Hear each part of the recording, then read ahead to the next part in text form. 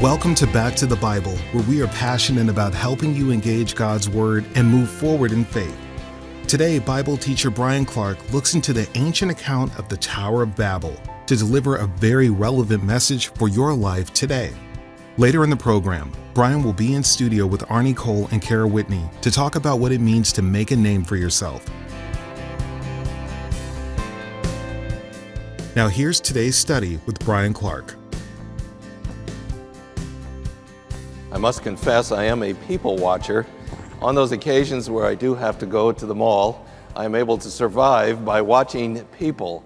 I'm fascinated by the diversity of sizes and shapes and personalities, and you get just a glimpse of the creativity of God. But if you expand that to the world and you think about all the different people of the world and the different cultures and the different clothes that they wear, the different foods that they like to eat, the different languages of the world, you realize this is an incredibly diverse world that we live in. And the question arises, where did all these people come from? And to realize that they all came from three sons of Noah, and literally every person of the world could trace their roots all the way back to one of the three sons of Noah, is really quite a remarkable thing. We're going to talk a little bit about how that all came to be. But before we do, I want to pose a couple of questions. Oftentimes we hear people talk that if around the world, we all spoke one common language and we all embraced one common culture, that the world would be a better place to live. And I would ask you the question this morning, is that true? Is that true that if we all came together and spoke the same language and basically embraced the same culture, would the world be a better place to live? And I would suggest to you that just the opposite is true, that if that were to happen, we would self-destruct. Let me pose another question to you. Do you think that world missions would be easier or more difficult if everyone in the world spoke the same language? We often see language as a barrier or at least a difficulty in world missions.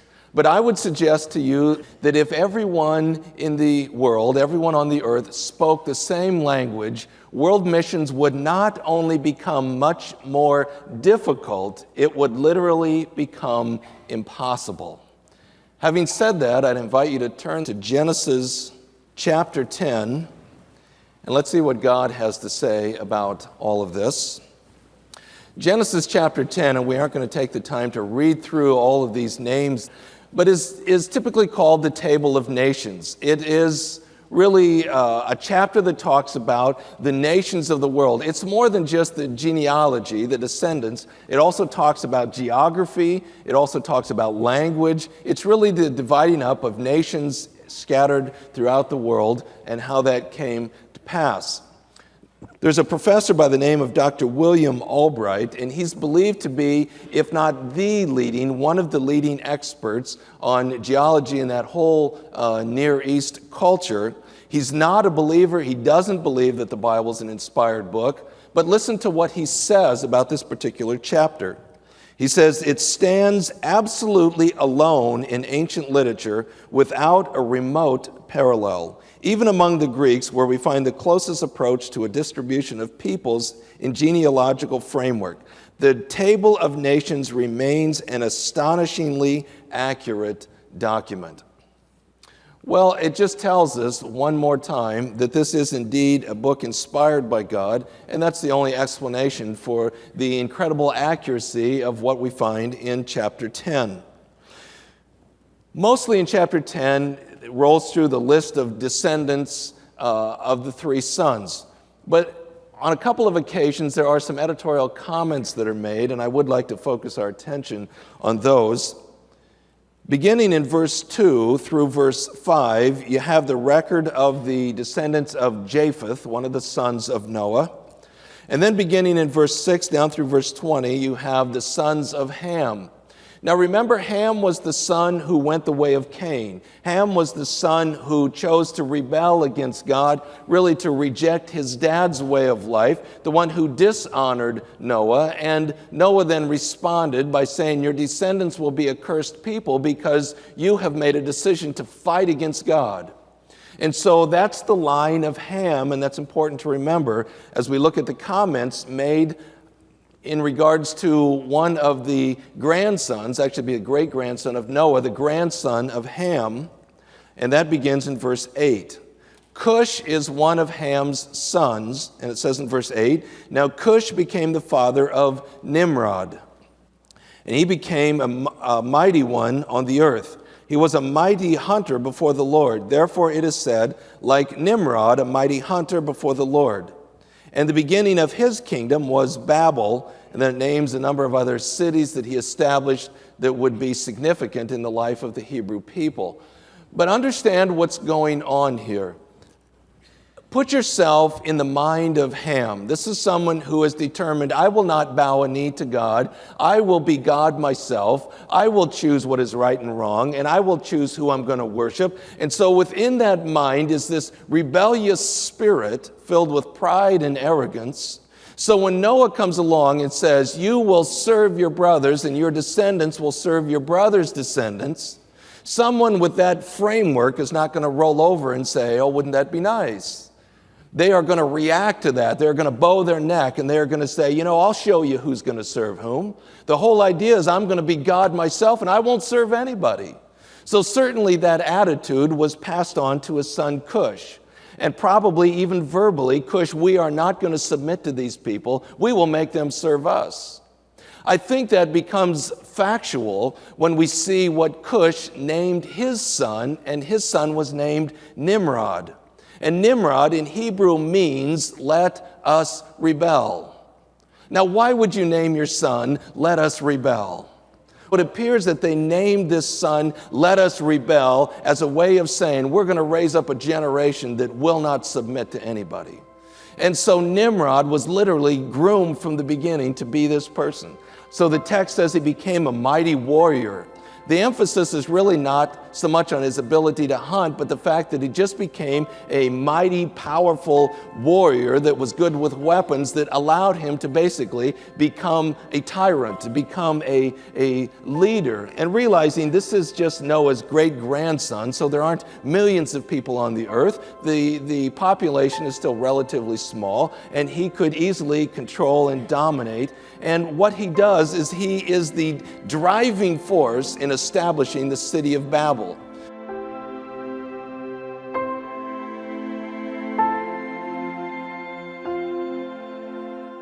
You're listening to Back to the Bible. If you'd like to listen again, visit backtothebible.org. That's backtothebible.org. Now let's return to our study from Genesis with Bryan Clark. So in just a moment, we're going to go into chapter 11, and we're going to study what happened in the city of Babel and realize that this is Nimrod, who is the dictator, who is the tyrant, who is the driving force in building a city to rebel against God. The other comment I want to draw your attention to is down in verse 25. Beginning in verse 21, we have the descendants of Shem. And of course, we understand that out of Shem would come Abraham, who would be the father of the Hebrew people, and the rest of the Bible is really about their story. But in verse 25, it says, and 2 sons were born to Eber. The name of the one was Peleg, for in his days the earth was divided. The name Peleg means divided, and he was the generation that marked Genesis chapter 11, when all the earth was divided between languages and nations and went from being one people to all these different nations that are listed out. And so this generation was basically, this son was named to mark that event, which also is highlighted in this chapter. The rest of the chapter you can read for yourself. I want to move into chapter 11 and understand that chapters 10 and 11 are not in chronological order. They are in what we would call literary order. And that means that Genesis chapter 11 really explains how chapter 10 came to be. In other words, all these people are divided up into all these different nations, and the question arises, how did that happen? And Genesis 11 is the explanation for that. But the reason the order is as it is because the writer is really wanting to focus on how the nations got divided up, and then focus attention down into one particular nation, which is the Hebrew people, which is introduced in chapter 12 with Abraham and really is the focus of attention right through to the end of the Old Testament. So everything's here in a literary order. Having said that, let's pick it up in verse 1. Now the whole earth used the same language and the same words. And it came about as they journeyed east that they found a plain in the land of Shinar, and they settled there. And they said to one another, "Come, let us make bricks and burn them thoroughly." And they used brick for stone, and they used tar for mortar. And they said, "Come, let us build for ourselves a city, and a tower whose top will reach into heaven, and let us make for ourselves a name, lest we be scattered abroad over the face of the whole earth." Now keep in mind, Nimrod is the driving force behind this, and he's really calling the people together to rebel against God. Notice in both verses 3 and 4, the phrase is used, "Come, let us," which is not there by accident. It's a very purposeful phrase that reminds us that we are people made in the image of God, and because of that, we have the ability to work together, to communicate together in a way that completely separates us from the animal kingdom. And so the ability to take that image and come together and do something good is an almost unlimited potential. We can't even imagine what the possibilities of that could have been. But rather than using that image and that coming together for good, they rather choose to come together for evil. They come together to reject God. And so there's a repetition of this phrase, "Come, let us work together to rebel against God," is basically telling us this is a gross misuse of the image of God. And that will come back here in just a minute. But they say what they want to do is they want to build a tower into the heavens. Now, when I was a kid, I used to think that meant they were literally trying to build a tower all the way up into heaven, like they could step off this tower into heaven. But that's not really what's being said here. It's just simply saying that they were going to build this tower, which was a monument to themselves, a monument to their own deity. In other words, this was the ultimate monument to humanism, saying we are God, and we will do what we want to do. We will worship who we want to worship. We will make up our own gods, and nobody's going to tell us differently. That was really the attitude behind this whole tower. It was what is called a ziggurat, Z-I-G-G-U-R-A-T. You've probably seen pictures of these. They look like a pyramid, only there's steps that go all the way up them from top to bottom, and on the top there was a flat place, and there they would offer sacrifices to whatever god or goddess they decided to worship. And that's really what they were building. And the text tells us they were doing this in order to make a name for themselves. Now, this is not a new concept. We've seen this all throughout our study of Genesis. As a matter of fact, it's been a way of just saying this is what this battle is about. Whether or not we are going to call upon the name of the Lord or whether we are going to make a name for ourselves. All the way back to Genesis chapter 1, when God created man, he created men and women, and he named them man or mankind, which is a Hebrew word that means dust. So right from the very beginning of creation, God said, I'm going to name you dust so that you will remember I'm God, you're not. I'm the creator, you're dust. And as long as we keep this straight, then we'll be okay. The problem is it's been a very difficult thing to keep straight. In Genesis chapter 2, you have Adam naming the animals, which was part of his authority, made in the image of God, to rule over creation. Then you get to Genesis chapter 4 and the last verse of that chapter, and the writer is telling us about the descendants of Seth and the people who will walk in obedience to God, these people who will acknowledge God as God, what's called the godly line of Seth. And in verse 26 of chapter 4, the way to describe their hearts was saying, then men or people began to call upon the name of the Lord. And in the Bible, a name doesn't just mean a name like we think of it. It means everything that person is. So names were highly significant. In chapter 5, the first two verses, God's going back to the beginning, and he is saying, these people called upon me because they understood I'm God and they're not. and he describes it by reminding us what our name is. This is the book of the generations of Adam. In the day when God created man, he made him in the likeness of God. He created them male and female, and he blessed them, and he named them man. He named them dust. And these people remembered that. That's why they were the godly line of Seth.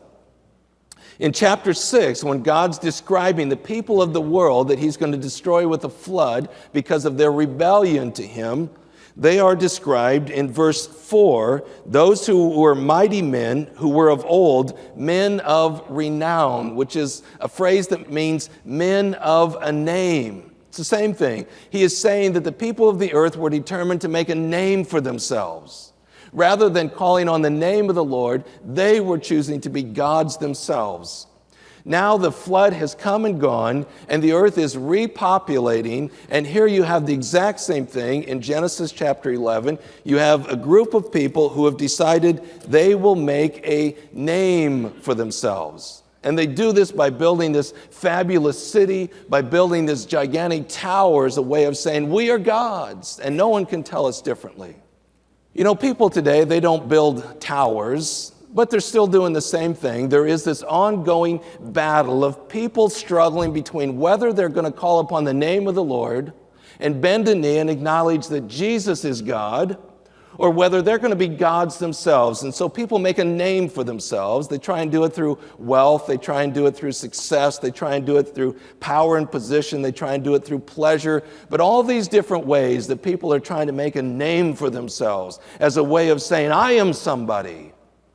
But at some point, there is a division between those who will call upon the name of the Lord and those who will seek to make a name for themselves. Now notice chapter 12. God literally calls out a person by the name of Abram. We would know him better as Abraham, to begin a people that he wanted to call out for himself. But listen to what God says to Abram. Verse 1, now the Lord said to Abram, go forth from your country and from your relatives and from your father's house to the land which I will show you, and I will make you a great nation, and I will bless you and make your name great. See, that's a great statement, because what God is saying is, Abram, I want to take you out from among a people who are trying to make a name for themselves.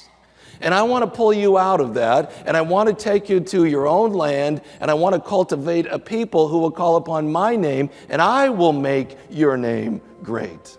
There's a big difference between those who make a name for themselves and those whom God has promised to make great through his own power and his own blessings. It's interesting. I would be willing to guess this morning that there's not a person that could name for me one of the builders of the Tower of Babel. But how many of you have heard of the name Abraham? See, and that's the point that God is making. Ultimately, it's only those who bow a knee before God that will experience God's blessing and God's favor, and God will then respond to those people. This is a theme that goes throughout the Old and the New Testament, this whole idea of the name of God versus people trying to make a name for themselves.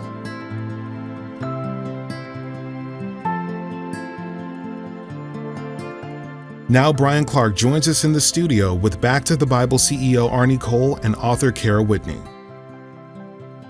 You know, we live in a pop culture where almost everyone worships the rich and famous.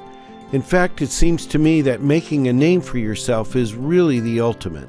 Yeah, there's no question. We build our own towers. There are our own monuments to our achievements or our desire to be somebody. And I think you learn a lot about a culture when you look at who we celebrate. I mean, that's what a celebrity is. These are the people we celebrate.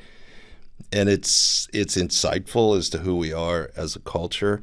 But I think it roots all the way back, again, to this search for significance, of this longing to be valued, to matter, to have purpose. So you think about some of the most impressive, some of the most talented, successful people are the people still desperately saying, notice me, value me, I matter. And it usually roots back to something like a father wound or something in their past, and they're still trying to recover from that, and they're still trying to somehow send a message. I'm significant, I matter. And I think that's our fascination with celebrities. It's who we celebrate. So then how do we determine between being the best at what we're doing versus getting caught up with our own ambitions? There's nothing wrong with the desire to be significant or to have meaning and purpose or even to pursue pleasure. We're made in the image of God with those legitimate needs, but the intent was that those needs would be met by being rightly related to God. So when I find my significance, my value, my meaning, purpose, my pleasure in a relationship with God, then my life flows out of that. And I would actually make the case that I perform better. I use my talent to the best of my ability because no longer is my significance and value at risk. It's rooted and settled in God through Christ, which sets me free then to be the best me that God's called me to be. The challenge is when we're functioning as our own God, trying to make ourselves significant, trying to give ourselves meaning and purpose and value. We're unwilling to trust God, so we function as our own God and try and do it in our own power and our own strength. And I think that's when it gets off on a bad path. So, Bryan, tell me, what's at the center of that desire to be significant? I think it's what roots us in that relationship with God. It's what connects us to God. So it's not a bad thing. It just needs to be satisfied God's way. So if you go back to the two paths, it's either I have those needs satisfied, so I'm significant because of my relationship to God, who I am in Christ, who God says I am, versus I've done this. It's my own tower. I've made myself significant. I've given myself value. Even the pleasure thing, I don't trust God with this area of my life, so I'm going to have to do it myself. So that's why we go outside of God's boundaries.